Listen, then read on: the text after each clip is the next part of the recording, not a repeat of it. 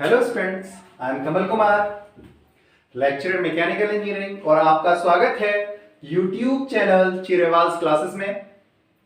और सब्जेक्ट है mechanics of solids. मैं हर वीडियो में बताता हूं कि जो डिप्लोमा सेकेंड ईयर के स्टूडेंट्स होते हैं इस सब्जेक्ट को पढ़ते हैं और जो ग्रेजुएशन इंजीनियरिंग के थर्ड ईयर के छात्र होते हैं वो इस सब्जेक्ट को पढ़ते हैं। और आज टॉपिक है कॉलम एंड स्ट्रट्स। और इस वीडियो में हम जो टॉपिक्स कवर करेंगे वो है end restraints and effective length.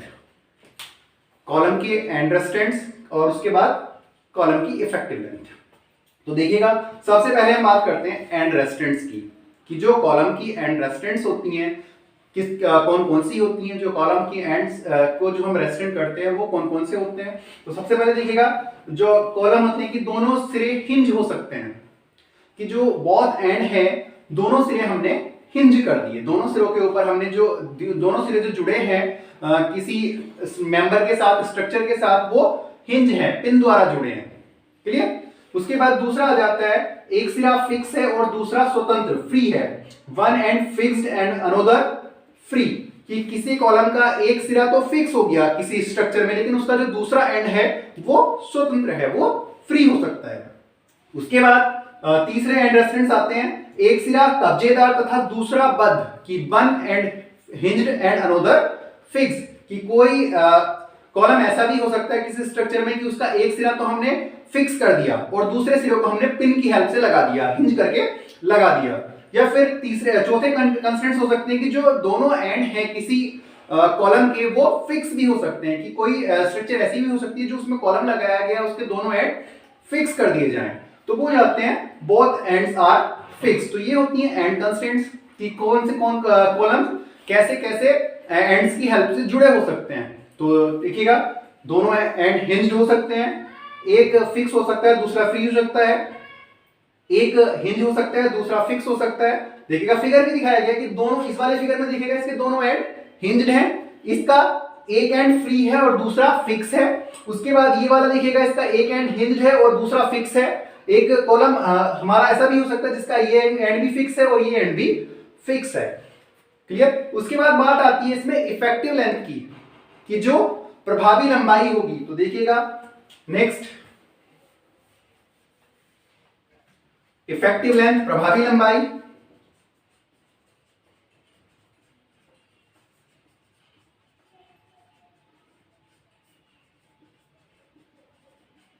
तो प्रभावी लंबाई सबसे पहले होता क्या है कि भाई अगर हम किसी कॉलम की बात करें और जब उसके ऊपर हम फोर्स लगाते हैं, जब उसको एक्सियली कंप्रेसिव फोर्स उसके ऊपर लगे होते हैं, तो क्या होगा कि उसकी एंड रेस्ट्रेंट्स के अकॉर्डिंग, एंड कंडीशंस के अकॉर्डिंग उसमें जो डिफॉर्मेशन होगा या बकलिंग होगी वो अकॉर्डिंग टू एंड रेस्ट्रेंट्स होगी। और वो जितनी लंबाई में उसके बकलिंग होगी, उसकी जितनी लंबाई उन फोर्सेस के कारण प्रभावित होगी, उसको हम प्रभावी लंबाई या इफेक्टिव लेंथ कहते हैं। तो हर अलग अलग कंडीशंस में ये अलग अलग तरीके की होती है। तो देखिएगा, सबसे पहले प्रभावी लंबाई में सबसे पहले आता है दोनों सिरे कब्जेदार कॉलम की अगर हम बात करें,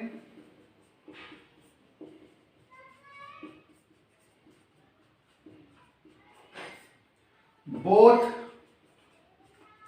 ends are hinged। तो देखिएगा, जब दोनों सिरे कब्जेदार हैं तो ये वाला फिगर आता है, ये वाला सिरा कब्जेदार, ये वाला भी सिरा इसका कब्जेदार, और ये बीच में क्या हो गया, कॉलम हो गया। और जब इस कॉलम को ये एक्सियली कंप्रेसिव फोर्स के अंडर में आता है तो क्या होगा, ये जो पूरा का पूरा कॉलम होगा, देखिए यहीं से कॉलम बक्कल कर जाएगा, कि जो डिफॉर्मेशन होगा कॉलम में वो उसकी एंड कंडीशन से हो रहा है। देखिएगा, डिफॉर्मेशन कहां से स्टार्ट हुआ, यहां से स्टार्ट हो गया, दोनों के एंड से डिफॉर्मेशन उसके अंदर स्टार्ट हो गया, कि जो बकलिंग हुई वो बिल्कुल के इसके एंड पॉइंट से स्टार्ट हो गई। तो इसकी जो कॉलम की लंबाई थी मान लिया L है, और जो प्रभावित लंबाई है इस कॉलम की वो कितनी है, LE। तो इस फिगर में देखिएगा कि जो कॉलम की लंबाई L है, वही कॉलम जो प्रभावित हो रहा है, जो कॉलम में बकलिंग स्टार्ट हुई वो उसके एंड रेस्ट्रेंट से स्टार्ट हो गई दोनों तरफ। तो जो इसकी इफेक्टिव लेंथ थी वो किसके बराबर हो गई, उसकी लंबाई के बराबर हो गई। तो यानी इस कंडीशन में जो इफेक्टिव लेंथ होती है, प्रभावी लंबाई एल ई, वो इसको हम रिप्रेजेंट करते हैं एल ई से। तो इस कंडीशन में जो इफेक्टिव लेंथ एल ई होगी वो किसके बराबर हो जाएगी? कॉलम की लंबाई के बराबर। एल क्या है? कॉलम की लंबाई। क्लियर? कि अगर दोनों सिरे किसी कॉलम के हिंज हैं और तो उस कंडीशन में क्या होगा, जो कॉलम हमारा डिफॉर्म होगा, उस कॉलम में जो बकलिंग होगी उसके एंड पॉइंट से होगी दोनों तरफ, और जो उसकी प्रभावी लंबाई हो जाएगी वो उसकी कॉलम की लंबाई के बराबर होगी। दूसरी कंडीशन देखिएगा, दूसरी कंडीशन में क्या होता है कि एक सिरा फिक्स और दूसरा स्वतंत्र, एक सिरा बद्ध तथा दूसरा सिरा स्वतंत्र, one end fixed and another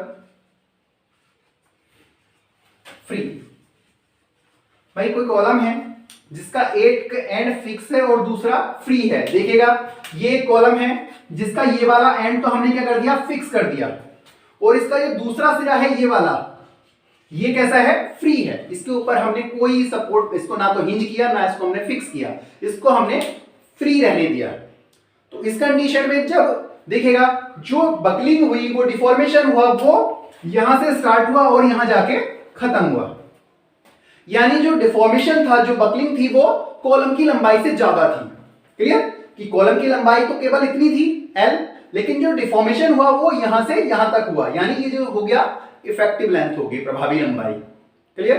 तो इस वाली कंडीशन में प्रभावी लंबाई कितनी हो जाएगी? एक सिरा फिक्स है, दूसरा फ्री है, तो L E is equal to 2l। जो इफेक्टिव लेंथ है वो हमारी कॉलम की लंबाई के डबल के बराबर हो जाएगी। तो तीसरी कंडीशन देखिएगा, थर्ड कंडीशन। थर्ड कंडीशन में क्या होता है कि एक सिरा जो है हमारा बद्ध है और दूसरा हिंज है। एक सिरा बद्ध तथा दूसरा हिंज, यानी कब्जेदार, one end fixed and another is hinge. Clear? एक फिक्स है और दूसरा हिंज है, यानी ये वाली कंडीशन देखिएगा। इस कंडीशन में क्या है? ये वाला एंड हमने फिक्स कर दिया और इस वाले एंड को हमने हिंज कर दिया। एक कॉलम था जिसका एक एंड फिक्स कर दिया, एक एंड हमने हिंज कर दिया, और उसकी लंबाई कितनी है? एल है। लेकिन इसमें देखिएगा जब डिफॉर्मेशन होता है तो डिफॉर्मेशन क्या होगा? हिंज पॉइंट पे तो स्टार्टिंग से होगा, लेकिन जो फिक्स पॉइंट है उससे कुछ दूरी के बाद होगा। यानी जो बकलिंग स्टार्ट हुई वो यहां से स्टार्ट हुई। तो इस कॉलम की लंबाई अगर एल है तो इसकी इफेक्टिव लेंथ कहां से स्टार्ट होगी? यहां से यहां तक की डिस्टेंस, ये क्या हो जाएगी? इसकी इफेक्टिव लेंथ हो जाएगी। तो देखिएगा जब एक एंड फिक्स होता है और दूसरा हिंज होता है तो effective length L E is equal to होती है L upon root 2k। Clear? L E effective length column की लंबाई के रूट 2 डिवाइड बाय रूट 2 के बराबर होती है। नेक्स्ट फोर्थ कंडीशन आती है, दोनों सिरे बद्ध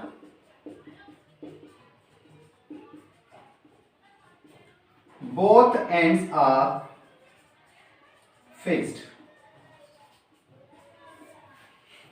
अब दोनों सिरे फिक्स हैं, दोनों ही सिरों को फिक्स कर दिया। देखिएगा ये वाला फिगर, इसके इस वाले एंड को भी फिक्स कर दिया और इस वाले एंड को भी फिक्स कर दिया, और ये कॉलम की लंबाई है, दोनों सिरे फिक्स हैं। अब देखिएगा जो बकलिंग स्टार्ट हुई वो यहां से कुछ दूरी के बाद स्टार्ट हुई, यहां से स्टार्ट हुई और इधर भी यहां से कितनी होगी? ये हो जाएगी।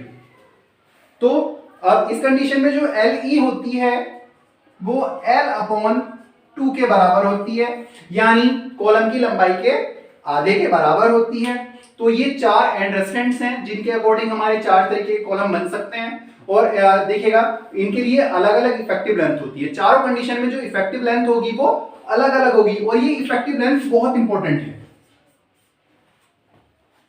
कोई भी क्वेश्चन हो, कोई भी न्यूमेरिकल प्रॉब्लम हो, या फिर हम ऑयलर फॉर्मूला यूज करना हो या रैंकाइन फॉर्मूला यूज करना है, कहीं भी किसी भी स्ट्रक्चर में तो उसके लिए जो कॉलम की एंड कंडीशंस हैं वो हमें गिवन होंगी और उन एंड कंडीशंस के अकॉर्डिंग इफेक्टिव लेंथ हम फाइंड आउट करेंगे। Effective length find out in formula in condition से हो सकती है और उनकी हेल्प से हम जो भी प्रॉब्लम है उसको सोल्व कर सकते हैं। तो देखिएगा ये क्लियर हो गया होगा कि जो इफेक्टिव लेंथ है, अगर दोनों एंड हिंज हैं तो L is equal to L, एक फ्री है दूसरा फिक्स है L is equal to 2L, एक हिंज है दूसरा फिक्स है L is equal to L/2, दोनों फिक्स हैं L is equal to L/2। बहुत इंपॉर्टेंट टॉपिक है इफेक्टिव लेंथ। तो देखिएगा इसके अलावा जो और पुरानी वीडियोस हैं उनको भी देखिएगा।